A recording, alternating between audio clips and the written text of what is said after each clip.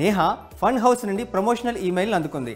Axis mutual fund axis US treasury dynamic bond ETF ఫండ్ను ప్రారంభించినట్లు ఆ ఈమెయిల్లో ఉంది. ఈ ఫండ్ గురించి ఏమైనా తెలుసా అని తన స్నేహితుడు రవిని అడిగింది. దాని గురించి తాను వెళ్ళలేదని రవి చెప్పాడు. Neha dynamic bond mutual funds గురించి తెలుసుకోవాలనుకుంది. ఆమె వాటిలో పెట్టుబడి పెట్టాలా వద్దా అని ఆలోచిస్తుంది. ఈక్విటీ మ్యూచువల్ ఫండ్లో కాకుండా డెట్ మ్యూచువల్ ఫండ్లో ఎందుకు పెట్టుబడి పెట్టాలనుకుంటున్నావని రవి ఆమెను అడిగాడు. ఈక్విటీ రిస్క్తో కూడుకున్నదని, తనకు ఎక్కువ రిస్క్ వద్దని నేహా చెప్పింది. డైనమిక్ బాండ్ ఫండ్స్ గురించి తనకు పెద్దగా అవగాహన లేదని రవి బదులిచ్చాడు. మ్యూచువల్ ఫండ్స్లో మీరు డెట్ మ్యూచువల్ ఫండ్లో పెట్టుబడి పెడితే అప్పుడు వాటి రాబడి కొన్ని అంశాలపై ఆధారపడి ఉంటుందని మీరు తెలుసుకోవాలి. వడ్డీ రేట్లలో హెచ్చుతగ్గులతో ఈ ఫండ్స్ నుంచి వచ్చే వడ్డీ మొత్తం మారుతుంది. వడ్డీ రేట్లు పెరిగినప్పుడు డెట్ ఫండ్స్ రాబడి తగ్గుతుంది. వడ్డీ రేట్లు తగ్గినప్పుడు రాబడి పెరుగుతుంది. ప్రస్తుతం వడ్డీ రేట్లు స్థిరంగా ఉన్నాయి. అటువంటి పరిస్థితిలో రిస్క్ రాబడిని బ్యాలెన్స్ చేయడానికి పోర్ట్ఫోలియోకు డైనమిక్ బాండ్ ఫండ్లను కలపాలని ఆర్థిక నిపుణులు సలహా ఇస్తున్నారు. డైనమిక్ బాండ్ ఫండ్లలో రాబడిని అర్థం చేసుకునే ముందు అవి ఏంటో, అవి ఎలా పనిచేస్తాయో ముందుగా తెలుసుకుందాం. Dynamic bond funds debt mutual funds విభాగంలోకి ఇవి వస్తాయి. పేరుకు తగ్గట్టుగా ఈ ఫండ్స్ వడ్డీ రేట్లలో హెచ్చుతగ్గుల ఆధారంగా పోర్ట్ఫోలియోలో మార్పులు చేసే వెసులుబాటును ఫండ్ మేనేజర్లు కలిగి ఉండేలా తయారు చేస్తారు. డైనమిక్ బాండ్ ఫండ్స్ ప్రధాన లక్ష్యం పెరుగుతున్న తగ్గుతున్న మార్కెట్లలో గరిష్ట రాబడిని సాధించడం. ఈ ఫండ్ కింద ఫండ్ మేనేజర్ వడ్డీ రేట్లలో హెచ్చుతగ్గుల ఆధారంగా పోర్ట్ఫోలియోను నిరంతరం సర్దుబాటు చేస్తారు. ప్రస్తుత వడ్డీ రేట్లతో సంబంధం లేకుండా బ్యాలెన్స్డ్ రాబడిని అందించడంలో ఇది ఫండ్కు సహాయపడుతుంది. ఇప్పుడు డైనమిక్ బాండ్ ఫండ్స్ ఎలా పనిచేస్తాయో అర్థం చేసుకుందాం. డైనమిక్ బాండ్ ఫండ్స్లో చాలా సౌలభ్యం ఉంది. అవసరమైతే వెంటనే పోర్ట్ఫోలియోలో మార్పులు చేయొచ్చు. ఫండ్ మేనేజర్ వడ్డీ రేట్ల దిశను అంచనా వేయడం ద్వారా దీర్ఘకాలిక, మధ్యకాలిక, స్వల్పకాలిక సెక్యూరిటీల మధ్య పెట్టుబడులను మార్చొచ్చు. ఫండ్ మేనేజర్ వడ్డీ రేట్లలో తగ్గుదలను ఊహించినట్లయితే అతను దీర్ఘకాల మెచ్యూరిటీ సెక్యూరిటీలకు నిధులను కేటాయించి దీర్ఘకాలం పాటు బాండ్ ధరలో పెరుగుదల నుండి ప్రయోజనం పొందొచ్చు. అదేవిధంగా ఫండ్ మేనేజర్ వడ్డీ రేట్ల పెరుగుదలను ఆశించినట్లయితే నష్టాల నుండి పోర్ట్ఫోలియోను రక్షించడానికి వీలుగా అతను స్వల్పకాలిక బాండ్లను ఎంచుకోవచ్చు. ఏదైనా పెట్టుబడిలో అత్యంత కీలకమైన అంశం రాబడి. వివిధ డైనమిక్ బాండ్ ఫండ్లు చార్ట్లో వివరించిన విధంగా వివిధ కాల వ్యవధిలో విభిన్న రాబడిని కలిగి ఉంటాయి.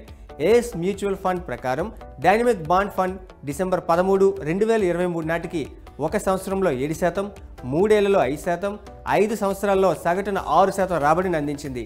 ఈ ఫండ్లలో Franklin India dynamic accrual fund ఈ కేటగిరీలోని పురాతన పథకం గత సంవత్సరంలో 31.87% రాబడిని అందించింది. డెట్ మ్యూచువల్ ఫండ్స్ వంటి డైనమిక్ బాండ్ ఫండ్స్ కూడా పన్ను పరిధిలోకి వస్తాయి. ఏప్రిల్ 1, 2023 తర్వాత డైనమిక్ మ్యూచువల్ ఫండ్లో చేసిన పెట్టుబడులు దీర్ఘకాలిక మూలధన లాభాలు డెట్ మ్యూచువల్ ఫండ్లో ఇండెక్సేషన్ నుండి ప్రయోజనం పొందవు. డైనమిక్ మ్యూచువల్ ఫండ్లను విక్రయించడం వల్ల మూలధన లాభాలు వస్తాయి.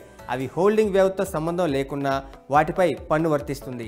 ఏప్రిల్ 1, 2023 తర్వాత కొనుగోలు చేసిన యూనిట్లను విక్రయించడం ద్వారా వచ్చే లాభం స్వల్పకాలిక మూలధన లాభాలుగా లెక్కిస్తారు.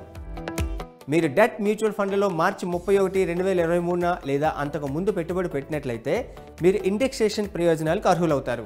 అలాంటప్పుడు డెట్ ఫండ్ యూనిట్లను 36 నెలల కంటే ఎక్కువ కాలం ఉంచిన తర్వాత వాటిని విక్రయించడం వల్ల ఇండెక్సేషన్ ప్రయోజనాలు లెక్కించాకే దీర్ఘకాలిక మూలధన లాభాల పన్ను విధిస్తారు. 36 నెలల ముందు విక్రయించడం స్వల్పకాలిక మూలధన లాభాలుగా లెక్కేస్తారు. పన్ను స్లాబ్ ప్రకారం పన్నులు వర్తిస్తాయి. సో మీరు డైనమిక్ బాండ్ ఫండ్స్లో పెట్టుబడి పెట్టాలా?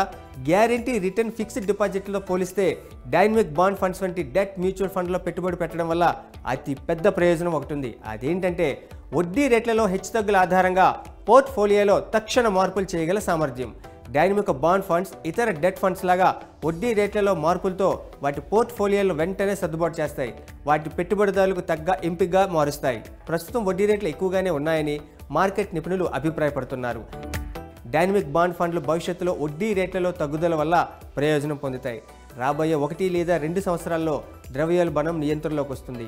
వడ్డీ రేట్లు తగ్గడం మొదలయ్యాక డైనమిక్ బాండ్ ఫండ్లు ఈ పరిస్థితిని ఉపయోగించుకోవచ్చు. 2 నుండి 3 సంవత్సరాల కాల వ్యవధి ఉన్న పెట్టుబడిదారులు స్థిర ఆదాయం కోసం వారి మ్యూచువల్ ఫండ్ పోర్ట్ఫోలియోలకు డైనమిక్ బాండ్ ఫండ్లను యాడ్ చేయడం గురించి ఆలోచించవచ్చు. డైనమిక్ బాండ్ ఫండ్లు మారుతున్న మార్కెట్ పరిస్థితుల ఆధారంగా పోర్ట్ఫోలియోను సర్దుబాటు చేయడానికి సౌలభ్యాన్ని అందిస్తాయి. ఆర్థిక వాతావరణం స్థిరంగా లేనప్పుడు దీర్ఘకాలిక పెట్టుబడుల కోసం వెతుకుతున్న పెట్టుబడిదారులకు ఇవి ప్రయోజనకరంగా ఉంటాయి. పెట్టుబడిదారులుగా వడ్డీ రేట్లు తగ్గుతున్నప్పుడు డైనమిక్ బాండ్ ఫండ్స్ లాంటి డెట్ మ్యూచువల్ ఫండ్స్ వల్ల మాత్రమే ప్రయోజనం పొందవచ్చిన అపోహ తరచుగా ఉంటుంది. అయితే వాస్తవం ఏంటంటే వడ్డీ రేట్లు పెరిగినా లేదా తగ్గినా డైనమిక్ బాండ్ ఫండ్లు మీ పోర్ట్ఫోలియోకు అన్ని సీజన్లలో సరిపోతాయని ఖచ్చితంగా చెప్పొచ్చు. ప్రస్తుత పరిస్థితుల్లో వడ్డీ రేట్లు ఒక నిర్దిష్ట స్థాయిలో ఉన్నాయి. పెట్టుబడిదారులు వివిధ రకాల డెట్ ఫండ్లకు నిధులను కేటాయించడం ద్వారా మార్కెట్ హెచ్చుతగ్గులపై పెట్టుబడి పెట్టొచ్చు. దీనివల్ల మార్కెట్ హెచ్చుతగ్గులతో సంబంధం ఉన్న నష్టాలను మేనేజ్ చేయొచ్చు.